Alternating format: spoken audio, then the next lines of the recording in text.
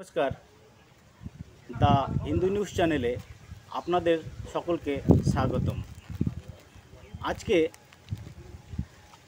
আমরা বলতে চলেছি সিংহ রাশি সম্পর্কে। সিংহ রাশি মানে রবি প্রধান হাত। তো সিংহ রাশির কিছু বৈশিষ্ট্য আমরা সর্বপ্রথমে জেনে নেই। সিংহ রাশির প্রধান বৈশিষ্ট্য হলো যে রবি গ্রহের হাত।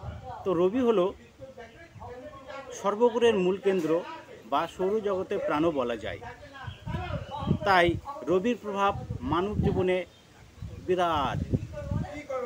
পাশ্চাত্য মতে যার হাতে রবি রেখা নেই তার জীবন অন্ধকার। তার অর্থ হলো মান যশ খ্যাতিতে আজীবন বাধা চলবে। রবি প্রধান হাতের লোকেরা নিজেদের ভাগ্যের সঙ্গে সহজেই মেনে নিতে পারে। তার সম্মান দিকে দিকে বিস্তৃত হয় এবং সে বহু লোকের মন জয় করে নিতে পারে। জাতকের খ্যাতি, প্রতিপত্তি এবং বিরাট প্রতিভা থাকে। সে জীবনে যে কোনো দিক সফলতা অর্জন করতে সক্ষম হয়। জাতক বিরাট দাতা ও উদার মনাও হয়, তবে এরা দেহে সবসময় খুব গরম অনুভব করে। এই ধরনের হাত বিরাট সৌভাগ্যের চিহ্ন। এরা সবসময় বেশি হাসি খুশি থাকতে ভালোবাসে, যদিও এদের মনের মধ্যে দাম্ভিক ভাব অহমিকা মেশানো থাকে, কিন্তু ভেতরে এরা স্নেহপ্রবণ, উদার এবং মমতাপূর্ণ হয়। বহু শ্রেষ্ঠ খ্যাতিনামা লোকের হাত রবি প্রধান হাত। তো চলুন আমরা এবার 2024 সিংহ রাশির কীরকম যেতে চলেছে এবং গ্রহদের অবস্থানগুলি সম্পর্কে জেনে নেই। তবে তার আগে হাতজোড় করে বলছি,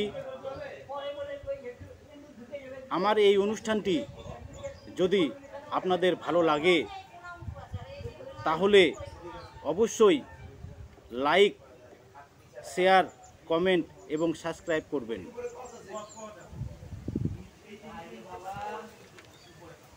চলুন এবার আমরা জেনে নেই গ্রহদের অবস্থানগুলি।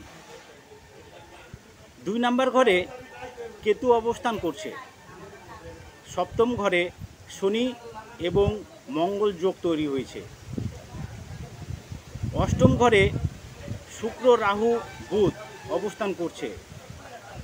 9ম ঘর হলো ভাগ্যের ঘর, সেখানে রবি এবং বৃহস্পতি বসবাস করছে।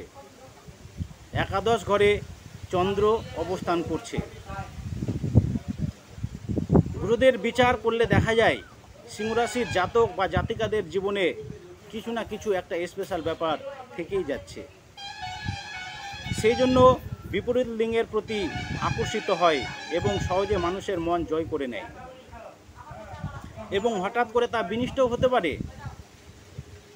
এদিকে একটু সাবধানতা অবলম্বন করা দরকার।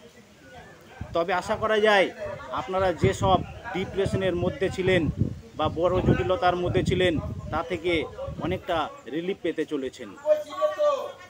আপনাদের কর্মের চাপ বেড়ে যাবে, কর্মে উন্নতি হবে, ঠাকুর দেবতা জপ ধ্যান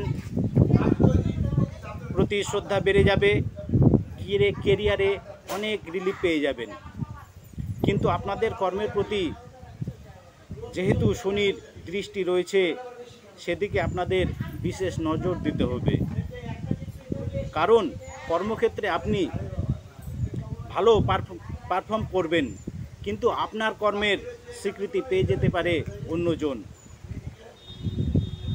এদিকেও একটু নজর রাখা দরকার। আবার দেখা যায় 7ম ঘরে শনি অবস্থান করার ফলে বাঁ পায়ে চোট পাওয়ার সম্ভাবনা থেকেই যায়। কিন্তু গুরু বৃহস্পতি আপনার ভাগ্যের স্থানে থাকার কারণে, বৃহস্পতির শুভ দৃষ্টির কারণে পরিবারে সুখ শান্তি বেড়ে যাবে।